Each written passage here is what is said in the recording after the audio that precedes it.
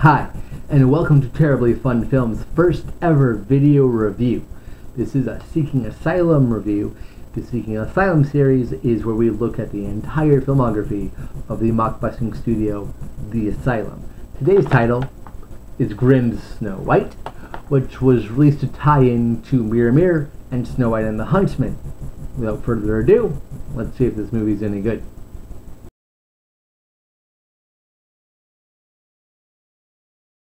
The Asylum is no stranger to retellings and adaptations of fairy tales, each one slightly different.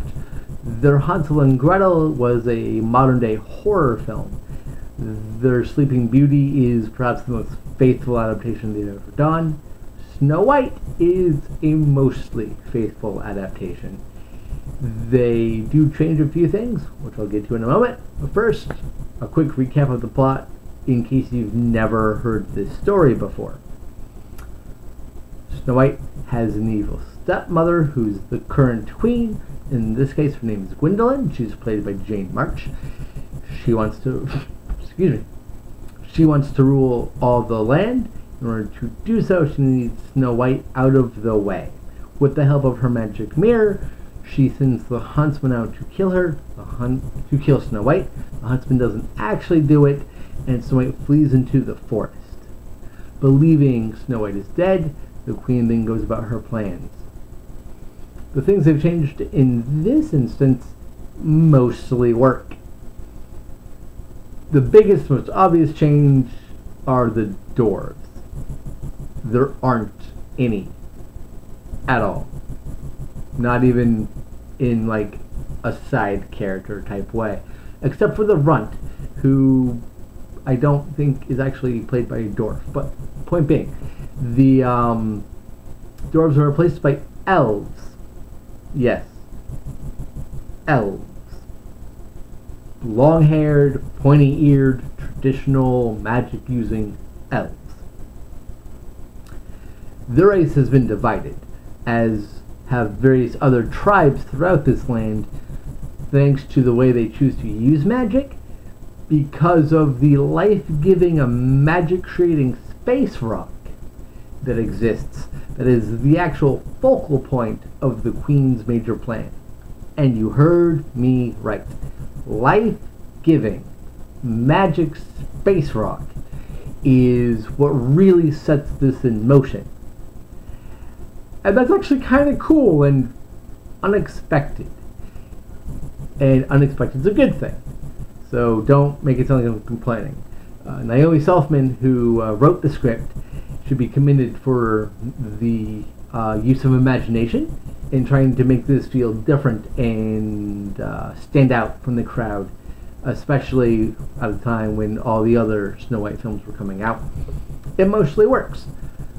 Some of her dialogue falls a little flat at times, and certain character motivations are simply glossed over entirely, or subplots are kind of forgotten.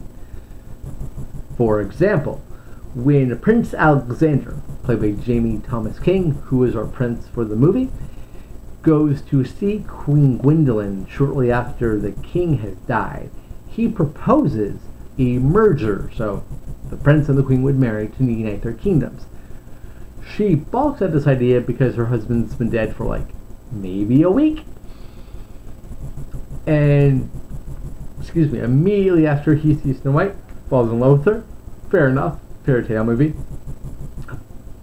But it only gets a passing mention again that he's going to marry, that he has proposed to the queen, and it's not really necessary to the plot. I'm not sure if going that route was the best way to get your point across.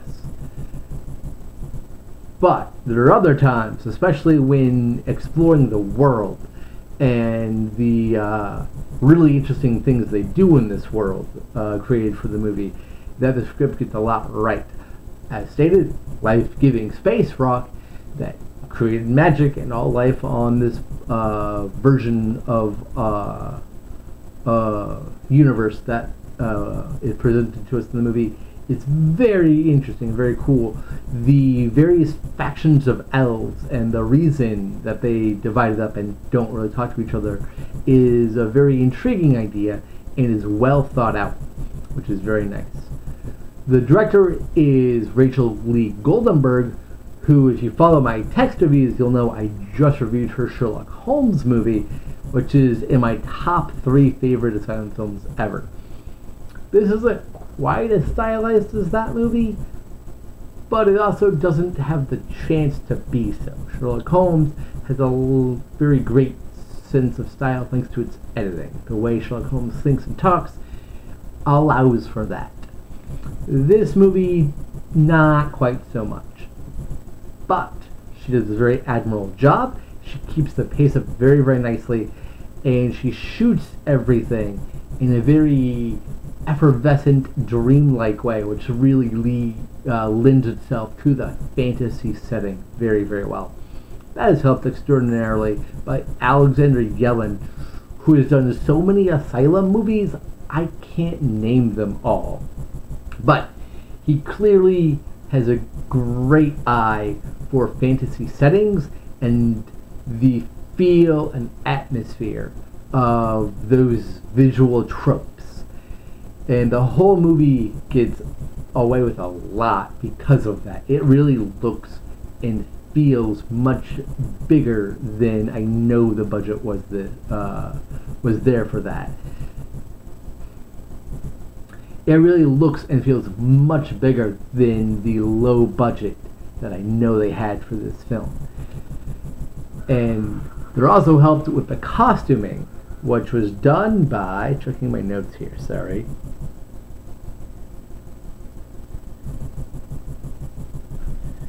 Hannah Aldalou Marel, who might mix a few different, like, kind of anachronistic time periods together in terms of the way Snow White dresses versus the way the prince dresses and that kind of thing, but meshes them all together into a cohesive whole. And even just the background characters and the way they're dressed kind of fleshes things out a little bit more in a way that might not have been possible otherwise. The art and production design by Momo Egegartner, if I'm saying that last name right, I certainly hope I am, is a bit of a mixed bag. The castle the evil queen lives in, gorgeous, sumptuous, possibly a real castle. This was filmed in Vienna, I believe, and certainly they are not lacking for great looking locales thanks to that. But the elves' cabin, bland, just wooden stairways, really nothing to it, a little bit boring. And given how exciting and intense the cinematography and editing are, that is a bit of a disappointment. But that's not to say all is bad there. Speaking of the editing, Brian Brinkman does a really good job. Especially some cross-editing, where we'll see the action from one person and then flow into the next scene of somebody else doing another thing that keeps that momentum going very well. That momentum is one of the things that really drives this movie. It's a very quick movie, a very swift-paced film, and never really lets up once the main plot kicks in. So from about 15 minutes in, maybe 20, when Snow White is sent off to be killed by the huntsman, it just keeps moving and moving and moving, and that makes it a ton of fun. The score is done by Chris Ridenhour, and anybody who's been following my reviews knows how much I love his scores, and he really delivers here. It's a little light. There's not too many heavy, dramatic moments to really emphasize certain parts. But when it does do that, especially at fight sequence at the end, it makes it all the more impactful. However, he, much like the cinematography and the lighting and everything else, everything comes together to make it feel like a fantasy movie, to make it feel epic and magical and almost ephemeral, if you will. And that's really, really exciting. and they are all helped by the mostly good acting. Eliza Bennett, who most people would probably know from either Nanny McPhee or Inkheart, plays the titular Snow White, and she does an excellent job. Especially at the end when she kind of takes charge and gets to fight with a bow and arrow. She is clearly having fun, and she's a very easy, likable lead to root for. And Jane March is deliciously evil as Queen Gwendolyn.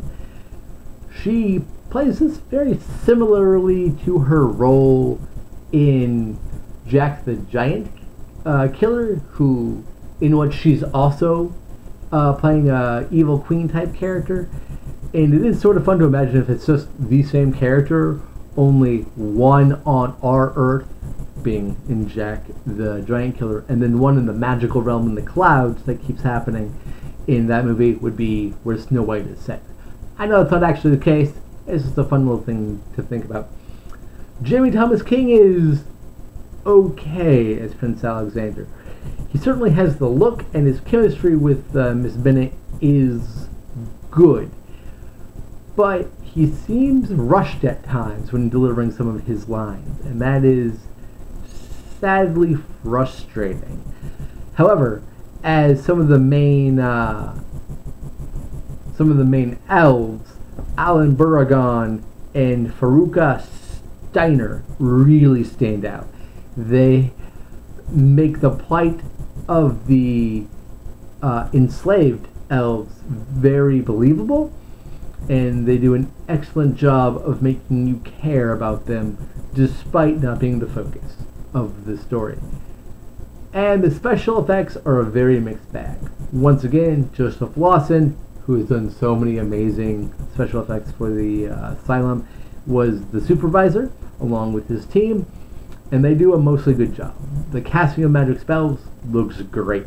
The green energy the magical space rock gives off looks great. However, there are some CGI creatures that only look okay. The elves, well, at least one of the elves, can turn into a dragon-like creature, and its design is pretty cool, but it looks a little rubbery. And by this point, especially with Nazis at the center of the earth and stuff, I expect a little bit better than that. However, the worst are the dogs. If just because they're so obviously models left over and being reused from Almighty Thor, and these same dog models are also used in Jack the Giant Killer. So maybe it's just I'm sick of seeing them, I'm not quite sure. But they kind of stand out like a sore thumb, and that's a bit frustrating. The action scenes are very well done. The editing keeps the momentum and the geography really easy to follow. So the intensity of the battles is fun to watch. And there's no poison apple in this version. As in the original story, she is actually put to sleep several times before she's killed by the poison apple. But in here, she's only put to sleep through the use of a ring as opposed to a comb in the original story. And that's the one time. And then she's actually killed by some magic by the queen later on. So when that happens, the prince comes, rescues her, and then they have their big fight.